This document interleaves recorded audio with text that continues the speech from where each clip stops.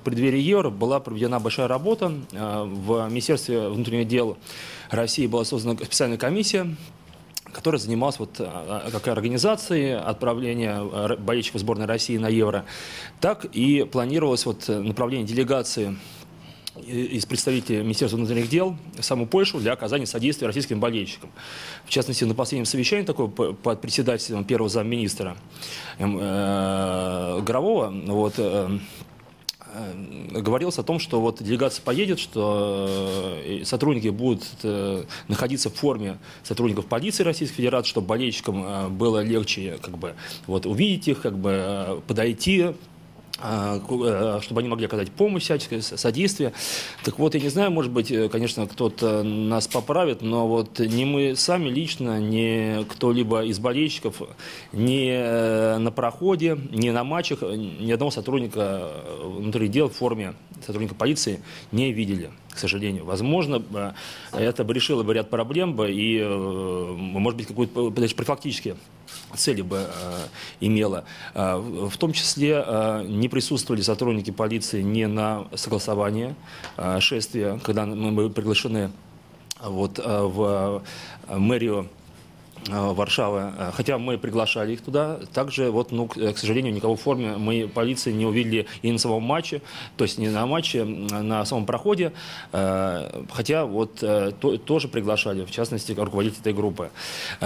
Помимо всего прочего, действительно, нужно сказать, что фактически по итогам шествия, по его результатам, можно четко утверждать о том, что, пожалуй, это была единственная возможность для болельщиков, для большей массы болельщиков, потому что заявлено при проходе было 5000 человек, а реально присутствовало порядка 7000.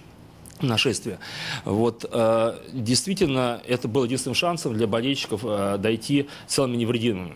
Потому что те болельщики, которые пришли, либо не смогли по каким-то причинам, либо не захотели пойти организованным проходом воспользоваться, а пошли позже, они в основном на них происходили нападения со стороны агрессивно настроенных, либо радикальных, либо хулиганствующих групп болельщиков.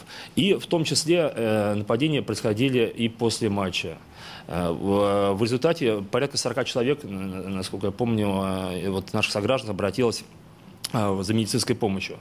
Во время этих инцидентов ряд болельщиков стали свидетелями, ряд болельщиков стали невольными участниками этих конфликтов, потому что на кого-то производилось нападение непосредственно хулиганствующими группами, кому-то пришлось вмешаться в эти инциденты для того, чтобы защитить простых болельщиков. По итогу было задержано 27 человек. Большинство из них получили приговоры по так называемой ускоренной схеме. Это в течение 1-3 дней с момента ареста, минуя прокуратуру.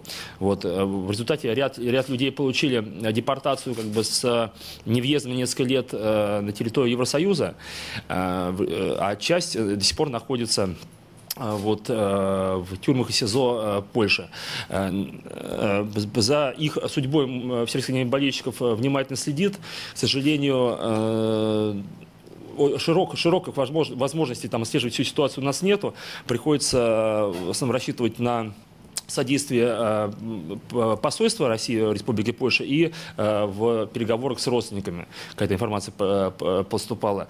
Так вот, на данный момент, вчера тем более мы получили официальный ответ из посольства Российской Федерации в Республике Польша по судьбе задержанных. Мы можем сказать, может быть, кто-то знает, но тем не менее сообщим, что по делам трех осужденных, это Абрамова, Лепихова и Еремина, адвокатам поданы кассационные жалобы.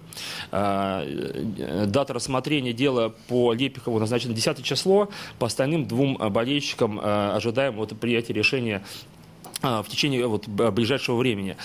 По 4 остальным всего осталось 7 человек в Польше сейчас находится. Суд продлил их времени содержания под стражей до сбора дополнительных фото-видеоматериалов, их изучения. К сожалению, время рассмотрения задерживается, но по нашей информации на цели сбора доказательной базы полиции, прокуратура выделила время до сегодняшнего дня, поэтому я думаю, что, возможно, в ближайшее время появятся какие-то новости о судьбе вот этих ребят, как бы. В части вот болельщика Артема Курченко, который там испытывает проблемы со здоровьем, то он был переведен силами консулов в СИЗО Варшава-Мокутов, который располагает медицинским учреждением при СИЗО.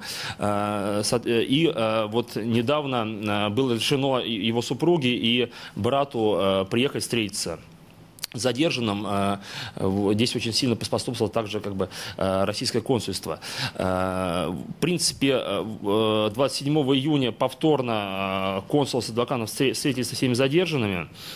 Вот, по имеющейся информации никаких жалоб по содержанию нету, там предприняты все возможные как бы, условия для обеспечения надлежащего пребывания наших соотечественников, и включая вопросы безопасности. Вот, там в том числе на счета задержанных ребят приведены карманные деньги. В общем, пока никаких вот, нареканий не вызывало. Соответственно, ситуация находится на контроле Всероссийского объединения болельщиков. Так активно следит за ситуацией Минспоттера Российской Федерации Виталий Леонидович Мутко. При его активном участии как бы, и большом содействии Министерства спорта были найдены деньги на оплату адвокатских услуг, которые вот, были переведены нами на счет посольства России в Польше. И вот за счет вот этих вот средств как раз оплачиваются услуги адвоката. И, конечно, мы надеемся на скорейшее возвращение всех ребят домой, потому что действительно, несмотря на все, мы понимаем, как бы ситуация как бы непростая. К сожалению, пока даже вот материалы приговоров не были получены посольством России, поэтому мы не знаем, что действительно там какая степень там доказательной базы присутствует, тем более по сведениям, имеющимся у нас, вот, допустим, по ускоренной программе, когда вот приводились приговоры, там во многих случаях вообще сторона обвинения основывалась на показаниях самих полицейских, которые производили задержание, без использования видеоматериалов и других каких-то свидетельств, поэтому это все наталкивает на мысль о том, что, возможно, как бы там действительно все это, ну, спорно, вина этих ребят. Ну, повторюсь, мы надеемся на скорейшее возвращение, как бы держим ситуацию под контролем, как бы надеемся, что все будет хорошо.